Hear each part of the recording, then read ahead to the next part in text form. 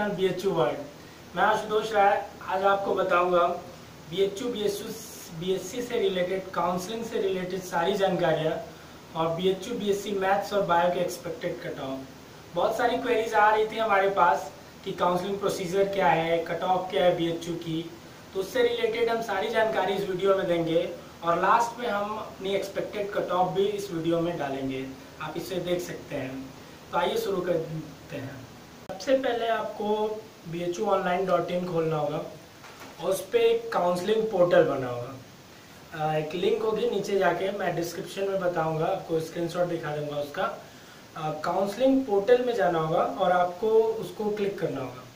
वहाँ पे नीचे आपको एक यूजी स्टूडेंट, नीचे आप जाएंगे तो वहाँ पे यूजी काउंसलिंग शेड्यूल लिखा होगा, उस पर आप क्लिक करेंगे और अपनी काउंसलिंग शेड्यूल पहले देखेंगे। अभी आया नहीं है वो लिंक, आते ही हम लोग डिस्क्रिप्शन में डाल देंगे। जैसा कि पिछले वीडियो में बताया गया है कि कोई अपनी कट ऑफ, BHU अपनी कट ऑफ नहीं जारी करती है। सो आपको काउंसलिंग डायरेक्ट होती है और ये ओपन काउंसलिंग होती है, तो इसलिए आपको शेड्यूल देखना होगा अपना जाके। तो पहला स्टेप, आप पहले काउंसलिंग शेड्यूल देखेंगे जाके। अपना काउंसलिंग शेड्यूल, उसमें आप जाके देखेंगे किस डेट को आपकी किस वेन्यू पे किस टाइम पे क्या काउंसलिंग शेड्यूल है।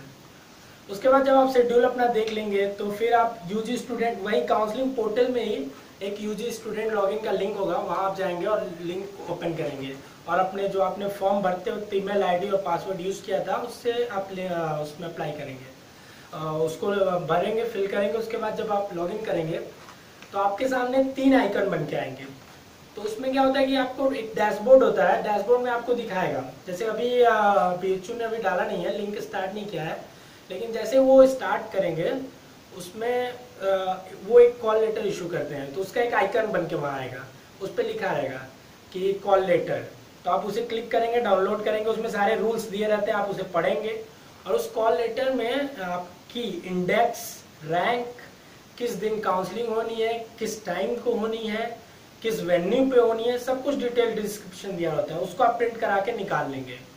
उसके बाद उसमें दूसरा ऑप्शन दिया रहता है प्रेफरेंस एंट्री। प्रेफरेंस एंट्री क्या है ये आपको बताते हैं। प्रेफरेंस एंट्री वो है कि वो सब्जेक्ट कॉम्बिनेशन क्या क्या वहाँ अवेलेबल है और क्या क्या आप भर सकते हैं वहाँ पे।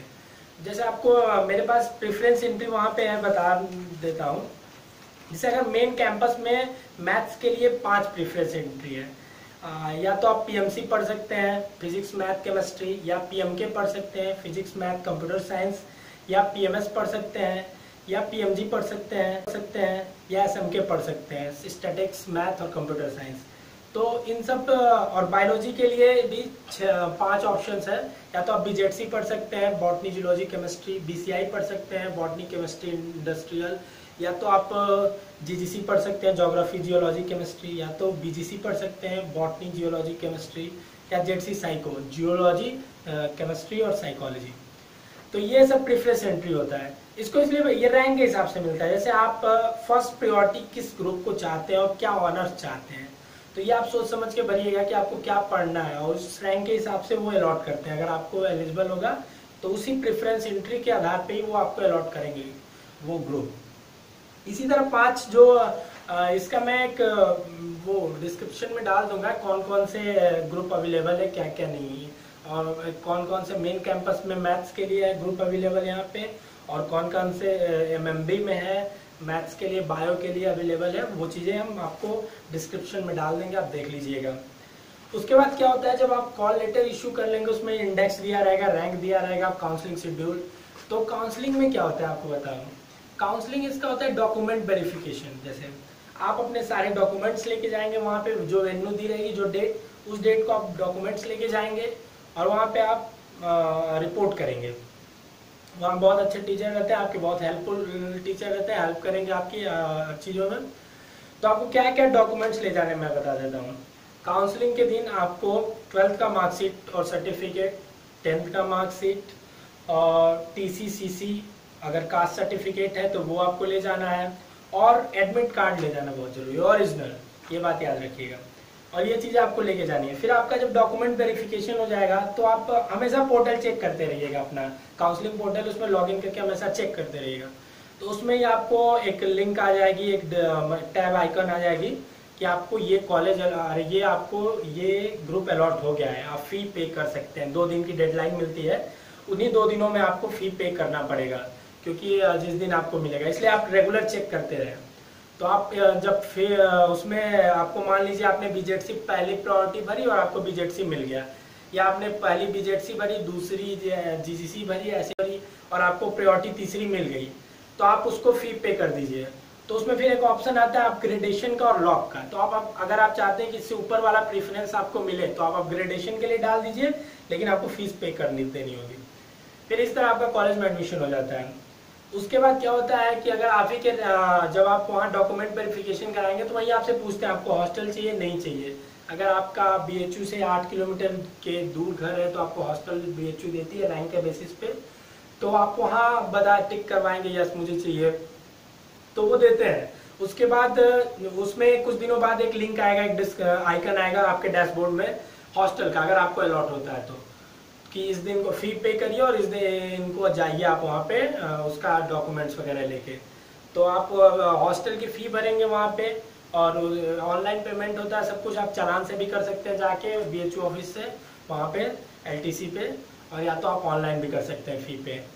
अप्रॉक्स फ़ी 3000 लगती है और हॉस्टल की फ़ीस भी अप्रॉक्स 3000 होती है, तो आप कर सकते हैं ऐसे।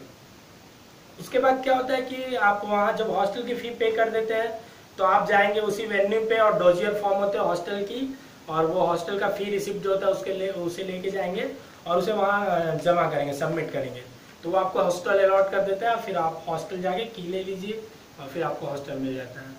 फाइनली आप क्या करेंगे कि उसके बाद जब ये सारा प्रोसीजर हो जाता है तो आपको कॉलेज अलॉट हो जाता है, हॉस्टल अलॉट हो जाता है, आप क्लासेस स्टार्ट कर सकते हैं। चलिए ये बात रही पूरी काउंसलिंग प्रोसीजर, क्या कैसे क्या चाहिए, क्या क्या स्टेप होगा क्या नहीं होगा। अब आपको हम बताते हैं एक्सपेक्टेड कट ऑफ क्या है इस साल की। दरअसल इस साल बायो की कट ऑफ थोड़ी ज़्यादा जाने की चांसेस बढ़ रहे हैं, क्योंकि रैंकिंग थोड़ी सी बढ़ गई है। तो हमारे हिसाब से जो इस बार एक्सपेक्टेड कट ऑफ बन रही है, हमने बनाई है अप्रॉक्स पिछले साल के पेपर और इस साल के पेपर एनालिसिस और रैंक को देखते हुए लोगों के एक एक्सपेक्टेड कट ऑफ बनाई हमने। आप देख सकते, आपको हम डाल देंगे इसका एक स्क्रीनशॉट, आपको डाल देंगे, देख सकते हैं। मैथ्स के लिए मेन कैंपस में अप्रॉक्स 190 to 200 प्लस वाले सेफ हैं जनरल। बायो के लिए मेन कैंपस में 250 to 260 प्लस वाले ही सेफ है जनरल के लिए। एमएमबी में मैथ्स के लिए आपको 160 to 170 के जनरल वाले सेफ माने जा सकते हैं, और एमएमबी में बायो के लिए 200 प्लस वाले सेफ माने जा सकते हैं। तो और बाकी कैटेगरी की जो एक्सपेक्टेड कट ऑफ है वो स्क्रीनशॉट में दी हुई है, आप देख सकते हैं। बाकी कोई भी अगर क्वेरीज हो तो आप कमेंट बॉक्स में ज़रूर कमेंट करें, हमें बताएं। थैंक यू, लाइक करें, सब्सक्राइब करें और शेयर करें। Thank you.